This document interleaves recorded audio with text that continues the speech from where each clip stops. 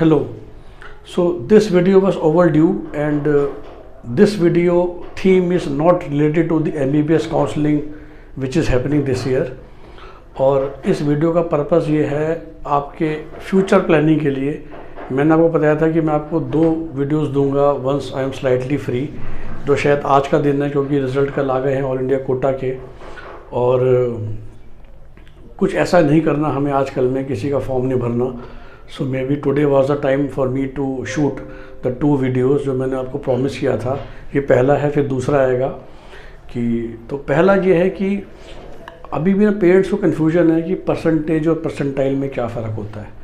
और कभी कभार आप हमको या कोई भी काउंसलर हो, मैं कहूँगा, हम ब्लेम करते हैं कि सर आपने सजेशन दिया था कि इतने मार्क्स पे एडमिशन हो जाता है, मेरे तो इतने से ज़्यादा मार्क्स आए तो फिर मेरा एडमिशन क्यों नहीं हो रहा। राइट, बहुत कॉमन क्वेरी है, बहुत कॉमन क्वेश्चन है, और शुड ऐसे बहुत कॉमन शिकायत भी होती है। राइट, तो मैं ये आपको दिखाना चाहूँगा कि क्यों वो चीज़ शिकायत नहीं होनी चाहिए। तो लेट्स से किसी ने मेरा एक दोस्त मुझे बता रहा था कि लेट्स से जो हेल्प करता है स्टूडेंट्स को outside Delhi to get Delhi Kota, कि इस साल एज वी ऑल नो कि दिल्ली में तो MBBS की जो सीट है वो 630 मार्क्स के नीचे नहीं मिल रही है, या शायद 635 640 पे। लेकिन 2 साल पहले तो ऐसा नहीं था। तो सेम 2018 का जो नीट था उसमें यही जो नंबर थे वो 570 580 थे, which has now gone up to 640। या 2018 में जो टॉपर था नीट का वो 720 नहीं थे, बल्कि 700 से भी कम मार्क्स थे। तो here we all have to see the difference between what is percentage and what is percentile। और आपका बच्चा जब तैयारी कर रहा है आपको किस चीज़ पे ध्यान रखना है when it comes to competition। देखिए, मोस्ट जो लोग इस वीडियो को देख रहे हैं, मोस्टली अगर आप वही MBBS के एस्पिरेंट थे या पेरेंट हैं तो आपके बच्चे भी 12th क्लास में हैं, या अगर आप PG एंट्रेंस की बात कर रहे हैं, कोई कैट के एस्पिरेंट्स हैं जो आज ही हो रहा है by chance. CAT 20 is happening today itself 29 November को एज वी स्पीक। हमने आज तक जितने भी हमने लाइफ में एग्ज़ाम दिए हैं, 10th का, 12th का, मोस्ट ऑफ द ग्रेजुएशन का, हमने हमेशा ये करा है परसेंटेज आउट ऑफ 100। थोड़ा एग्जाम्पल लेके शुरू करते हैं। It is absolute scale. Let's say class में ना 6 बच्चे हैं। पहले बच्चे के 100 में से 98, 97, 95, 81, 69, 55। राइट, हम क्या बोलते हैं भाई, टॉपर क्या है 98, नंबर 2 बच्चे क्या है 97%, फिर आए 95%, 81%, 69%, 55%। राइट, और इस तरह हम नंबर आपको रिपोर्ट कार्ड मिल जाती है। बहुत खुश, ये बच्चा कह रहा है मेरे 55 आए हैं, इसके 97 आए हैं। This is called absolute score when you get out of 100। Now percentile score में क्या होता है? परसेंटाइल स्कोर में ये बन जाता है रिलेटिव, और आप कहते हो on a scale of 100। Scale of 100, अब इसका मतलब क्या हुआ? ये शब्द मैंने क्यों बाद में मिटाया है? It is a relative grading. Same बच्चों की बात करते हैं ना। अब परसेंटाइल स्कोर पता है कैसे लिखा आएगा? Just imagine this person will become 100 percentile, this person will become 80 percentile, this become 60 percentile, this become 40, this become 20, and this become actually 0। because percentile scale में जितने भी बच्चे पेपर में बैठे थे, चाहे वो जितने मर्जी हो, उनको 0 परसेंटाइल से 100 परसेंटाइल में डिवाइड करना है। तो परसेंटाइल का जो स्केल होता है वो 0 to 100 है, जबकि परसेंटेज है आउट ऑफ 100। इसलिए कभी कभार आपको ये भी मिल सकता है, जो जिस एग्जाम में नेगेटिव मार्किंग होती है कि किसी के -12 नंबर आ जाते हैं ना, तो हम कहेंगे -12 परसेंटेज आई है, अगर 100 में से -12 आ जाए बिकॉज नेगेटिव मार्किंग थी। बट ऐसे बंदे का भी परसेंटाइल 0 ही होगा, परसेंटाइल के नेवर भी नेगेटिव। तो जो सबसे बच्चे के कम नंबर हम आए हैं उसको दे दिया जाएगा 0 परसेंटाइल, और सबसे ऊपर वाले बच्चे के 100 परसेंटाइल। अब चूँकि यहाँ सिर्फ 6 ही बच्चे थे क्लास में, तो इस तरह से बटेगा। यही 6 के बच्चे अगर आप 11 कर दो तो ये स्केल बन जाएगा 100, 90, 80, 70 करके 0। इस तरह नीट में जहाँ 15 लाख बच्चे बैठते हैं और आपको ये परसेंटाइल स्कोर मिलता है, तो कई बार देखते हैं ना कि इतने परसेंटाइल, क्योंकि वो 17 लाख बच्चों को इस स्केल में बांटा जाता है। ठीक है, IIT में भी 9 लाख बच्चों को स्केल में बांटा जाता है, कैट में भी 2.5 लाख बच्चों को इस स्केल में बांटा जाता है। तो अब सिग्निफिकेंस क्या है इसका, मतलब मैं आपको समझा क्यों रहा हूँ, मैं आपको इसलिए रहा हूँ कि जितने भी कॉम्पिटिशन्स हैं इंडिया में वो सब इस पे चलते हैं।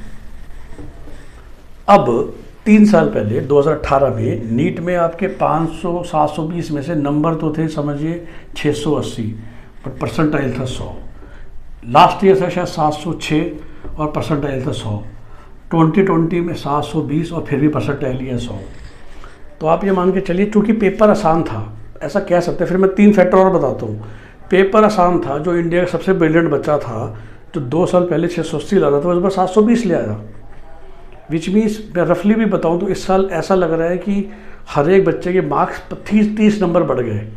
सो जो इस साल 550 लेकर आया है वो 2 साल पहले तो एक्चुअली 500 ला रहा था। उसकी मेहनत में फ़र्क नहीं पड़ा, पेपर ही आसान आ गया था तो तुम्हारे 500 के 550 हो गए। तो मैं 550 नंबर लेकर आया हूँ, अच्छी बात है, लेकिन इसी स्केल में ना 2 साल पहले तुम 500 लाए थे, क्योंकि अब तो पेपर ही आसान हो गया ना।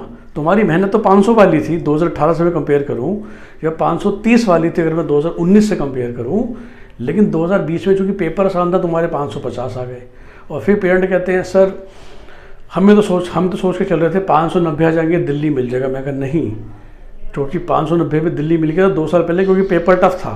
अब पेपर आसान है, जिस तरह आपके 590 आ गए वैसे ही जो 590 वाले थे उनके 620 आ गए, 620 वालों के 650 आ गए, and you are dealing in relative score.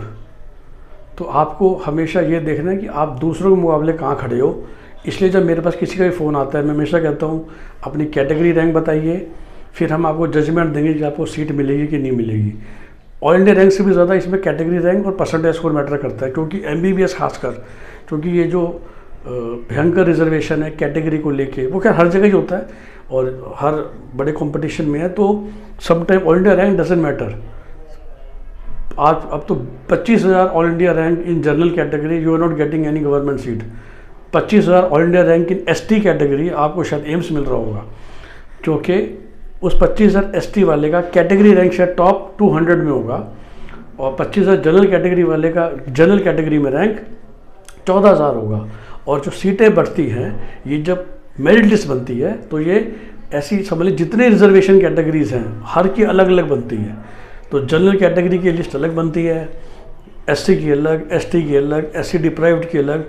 जिस भी सेंटर में या स्टेट में काउंसलिंग चल रही है वो उतनी ही लिस्ट अलग बनाएंगे फॉर एवरी कैटेगरी, और उसके हिसाब से फिर ये मेरिट लिस्ट निकाली जाती है।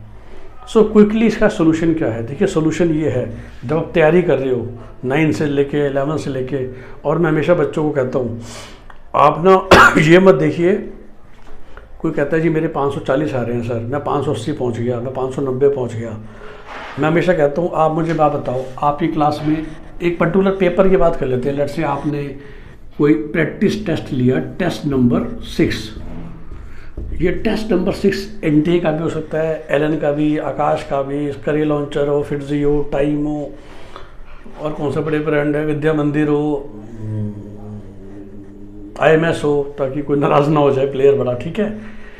ऐसा बड़ा प्लेयर जिसका एक पर्टिकुलर टेस्ट लेट से कम 10,000 बच्चे ले लें, same test, I am repeating same test, और उस 10,000 बच्चों में आप कहाँ खड़े हो। अगर आप उस 10,000 बच्चों में टॉप 190 आपका नंबर आ गया, दैट मीन्स आप टॉप 2% में हो, तो आप ये मान के चल सकते हो जब नीट होगा और 15 लाख बच्चे बैठेंगे तो मैं 15 लाख के टॉप 2% 30,000 में होऊंगा। भी स्टिल गारंटी डजन गारंटी है seat in government college MBBS के लिए। तो आपको टारगेट क्या करना है? लेट्स से कि मैं 10,000 में हमेशा टॉप 100 में रहूँ या 150 में रहूँ। 1 लाख बच्चे पेपर ले रहे हैं तो मैं टॉप 1500 में रहूँ। 10 लाख बच्चे को पेपर ले रहे हैं तो मैं टॉप 15,000 में रहूँ। उसका फ़ायदा क्या है इस तरह से देखने का? अब अगर LN ने, आकाश ने, फिटजी ने, नारायणा ने एक पर्टिकुलर प्रैक्टिस टेस्ट बनाया और वो टेस्ट आसान है, तो सभी के नंबर ज़्यादा आ जाएंगे। पर सभी के नंबर ज़्यादा आएंगे, आपके भी ज़्यादा आएंगे, पर बाकी बच्चों के भी ज़्यादा आएंगे। फिर तो आप ये देख रहे हैं कि मेरे मार्क्स कितने आ रहे हैं, आप तो ये देख रहे हो कि मेरी क्लास में स्टैंडिंग क्या है। इसलिए कंपटीशन की प्रिपरेशन को करते समय एक ही चीज़ इंपॉर्टेंट होती है कि आप दूसरों के मुकाबले कहाँ खड़े हो। आपके अपने मार्क्स भी आप देख सकते हो, जैसे नीट में हमें रफली पता है कि 600 या 550 या 570 आने चाहिए स्टार्टिंग में, लेकिन अगर आपको अपने पे ये देखना है कि मैं कहाँ खड़ा हूँ, तो this is the only perfect scale. और शायद इससे आपको वो जो मेरा पॉइंट था कि तसल्ली होगी, जो लोग इतना प्लान करना चाहते हैं कि मैं कहाँ खड़ा हूँ या मुझे और कितनी मेहनत करनी है। वैसे तो देखिए मेहनत तो कोई अंत ही नहीं है। मैं तो कहूँगा कि आप इतनी मेहनत करते रहिए कि आपके 720 में 720 हर टेस्ट में आए। मॉक टेस्ट में अगर हम नीट की बात कर रहे हैं या कैट की बात कर रहे हैं, 300 में 300 आ रहे हैं। बट अगर वो नहीं आ रहे हैं, अगर आपको प्लानिंग करनी है, आपको ये देखना है कि किस स्टेट में कट ऑफ कहाँ जा रही है, कहाँ नहीं जा रही है, it is always a factor of rank. क्योंकि रैंक से पता चलता है कि आप कहाँ खड़े थे, मार्क्स से ही नहीं पता चलता कि आपका रिलेटिव पोजीशन क्या है। And the entire competitive world is all about relative world. आप दूसरों के सामने कहाँ खड़े हो। जितने कॉम्पिटिशन्स हैं वो इसलिए इस पे चलते हैं, और इनकी कोई बहुत ज़्यादा वैल्यू नहीं होती है। लेकिन बचपन से लेकर आज तक हम इस मार्क्स को लेते हुए चलते हैं। तो as a mentality it takes our time to shift from here to here. आपको एक बहुत सीक्रेट की बात बताता हूँ मैं, अंदर की बात है, because you know I am educationist. बहुत कोचिंग सेंटर्स को मैं जानता हूँ, और कोचिंग सेंटर्स वाले आपको सेटिस्फाई करने के लिए, पेरेंट्स की मैं बात कर रहा हूँ, जानबूझ के सारे प्रैक्टिस टेस्ट आसान बनाते हैं। क्योंकि आप लोग इतना दिमाग लगाते ही नहीं हो। आप अपने शहर में बैठ के ये देख रहे हो मेरे बच्चे के प्रैक्टिस टेस्ट में ना 720 में से लगातार 500 आते हैं, 520 आते हैं, और आप क्वेश्चन नहीं करते उस कोचिंग सेंटर को जिसको आपने 2 लाख 4 लाख फीस दी थी कि आपके बच्चे को वो इस पोजीशन पर लेकर जाए, राइट। तो वो क्या करते हैं कोचिंग सेंटर वाले, वो जानबूझ के प्रैक्टिस टेस्ट आसान बनाते हैं ताकि आप खुश होते रहो। अरे मेरे बच्चे के 500 मार्क्स आते थे, 550 मार्क्स आते थे, जब असली नीट हुआ तो 400 रह गए, बच्चे की गलती है। एक्चुअली वो जो पेपर थे प्रैक्टिस टेस्ट वाले वो आसान होते हैं जो कोचिंग सेंटर देते हैं, ताकि एज ए पेरेंट आप सेटिस्फाई रहो, आपको लगे कि जो मैंने फ़ीस भरी थी वो जस्टिफाई हो गई। एक बार आप पास हो गए, चले गए, फिर आप वापस आके कौन इतना दिमाग लगा रहा है कि ये मेरे साथ क्या हो गया।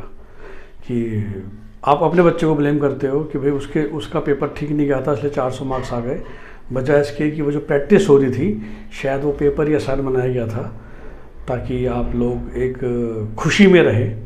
कोचिंग सेंटर के टीचर्स को ब्लेम ना करें on regular basis, coaching centre के ओनर को ब्लेम ना करें, ताकि वो आपसे अपनी फ़ीस के सारे इंस्टॉलमेंट ले सकें, और फिर बाद में तो जो होगा देखी जाएगी। तो ये भी होता है, ध्यान रखिएगा। Have a nice day.